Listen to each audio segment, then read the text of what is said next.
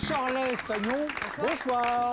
Vous allez bien? Ah, mais bien sûr, je vais bien. Alors dites-moi, là, quand je lis votre biographie, si on peut dire, oui. Vous avez commencé la publicité très tôt pour les Coupes d'Europe de football, des choses de ce genre-là? C'est ça, à 8 ans, à l'âge de 8 ans. Mais comment on atterrit comme ça, mannequin pour des publicités pour le football? C'était une petite pub en fait où il y avait que des enfants qui étaient sur un terrain vague. Et Ouais. puis c'était une espèce de scénario quoi, avec des enfants. Bon. Voilà. Alors donc, ce spectacle SketchUp, là, ce qu'il y a de saisissant, c'est votre façon de bouger.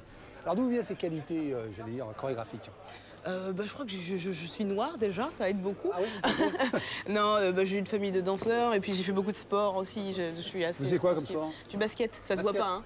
Non, Ouais. non, c'est marrant. À chaque fois qu'on a un basketteur, il est petit. Et Ouais. il vient des États-Unis, il est petit. Alors les États-Unis, pour vous? Oui, alors j'y étais pendant un an. J'ai joué à Houston, Texas, pendant un an au basket. Le basket aussi, là? Ouais. Alors comment on en vient à faire des sketchs comme ça? C'est qu'on fait rire ses petits camarades, qu'on a la vocation de comédien, c'est quoi? C'est un mélange entre beaucoup de choses. C'est-à-dire que comme j'ai commencé tôt, déjà à 8 ans, à faire des films, j'aimais beaucoup ça, le théâtre, et puis j'aimais écrire. Et alors j'ai mélangé les deux. J'aimais pas beaucoup tout ce qui était art dramatique, en fait. Et j'aimais rire, Ouais. tout simplement. Donc j'ai écrit des sketchs. Voilà. Et je Mais les quand ai on est joués. à 8 ans, quand on fait quelque chose, c'est qu'on est poussé par les parents quand même. On nous propose. Ouais, On nous ouais. propose. C'est vrai, c'est On vrai. nous propose parce j'ai un oncle qui est comédien Oui. et qui faisait déjà ça et qui m'a dit tu voudrais le faire et j'ai dit carrément. Quand Voilà. on est petit on a envie de ça. Voilà. Alors vous dites que vous écriviez des sketchs, mais alors vous le dites vous-même, c'est un mélange de sketch et de stand-up, c'est-à-dire que vous interpellez la salle un petit peu. Et Ouais. je joue aussi des personnages en Voilà. fait. Puis l'humour, pour moi c'est de l'humour parce qu'il y a beaucoup un grand débat sur qu'est-ce que le stand-up, la différence entre le stand-up et le sketch. Ouais. Moi je pense qu'il n'y en a pas, c'est de l'humour tout simplement. Donc j'ai appris ça SketchUp. Alors ce spectacle, vous allez nous donner un extrait. Qu'est-ce que vous avez choisi là dans tous ces personnages que j'ai rencontrés, que j'ai vus au Théâtre du Bout? Je vous fais un petit mix D'accord. de pas mal de choses. Je vais me présenter Voilà. aux gens et puis leur montrer quelques grimaces. Voilà, parce que en effet, quand vous arrivez, vous vous présentez plusieurs fois d'ailleurs. C'est ça. D'accord. Bon, montez là. C'est parti? Ouais, allons-y, Let's on y go. va. Allez, Let's allez. go, let's go. Ils sont là. Charlet Soignon au Théâtre Le Bout. Bonsoir. Bonsoir à tous, bonsoir. Bonsoir, bonsoir. Je vais me présenter à vous quand même. Je m'appelle Shirley, ça veut dire belle prairie. On s'en fout. En fait, je suis assez contente de m'appeler Shirley parce que j'ai pas eu droit au prénom habituel. Fatou. Ah oui, le nom de code, hein? Tout le monde sait que si tu es une fille et que tu es noire, tu t'appelleras Fatou. Aïssatou, Bintou, Kadiatou, Aïssatou, hein, Essuie-tout.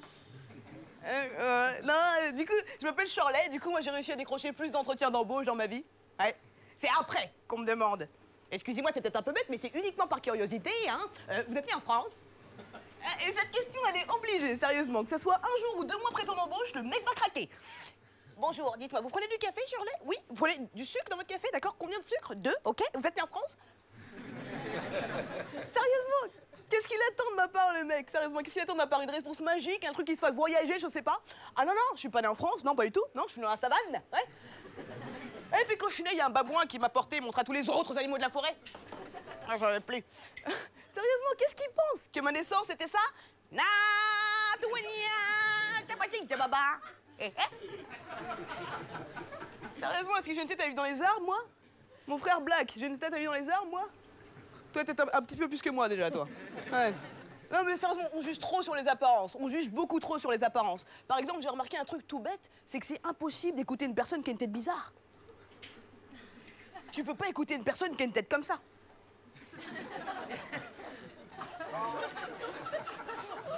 Hein? Déjà parce que tu flippes, hein? Non mais sérieusement, rien que pour des détails, on n'arrive pas à suivre une conversation. C'est des pellicules sur une épaule, c'est merveilleux. À ce moment-là, tu l'écoutes plus. Tu te demandes comment ces minuscules parcelles de peau sont venues se déposer sur son épaule. C'est dingue d'avoir le système capillaire aussi fragmenté. Excuse-moi, tu connais le Head and Shoulders? Ah non, mais on juge tous sur les apparences. Et vous pouvez pas me dire le contraire parce qu'on a tous la même réaction dans la rue quand on rencontre quelqu'un de moche. Tous. Qu'est-ce que c'est que ça? C'est vrai que c'est un petit peu abstrait quand même. Courage, ça va aller. On est grave, on juge grave sur les apparences. On est très attachés d'ailleurs à notre propre apparence. Surtout nous les filles, avec le shopping. On est grave attachés à le shopping, hein, les filles, c'est pas vrai? Mais alors pour moi, les femmes et le shopping, en fait, c'est le vrai reflet d'une vraie société de consommation. Alors j'ai déjà vu des femmes hésiter entre s'acheter une paire de Versace ou payer la cantine de leurs enfants quand même. On a faim!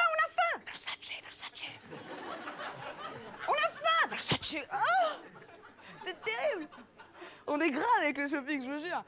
Moi j'aime bien faire du shopping, mais à Paris, j'ai du mal parce que à chaque fois que tu fais du shopping à Paris, il y a toujours des associations dans la rue qui t'arrêtent pour parler d'enfants malades ou d'environnement alors que tu fais du shopping. Je veux dire, j'ai pas de cœur à ce moment-là. Hein?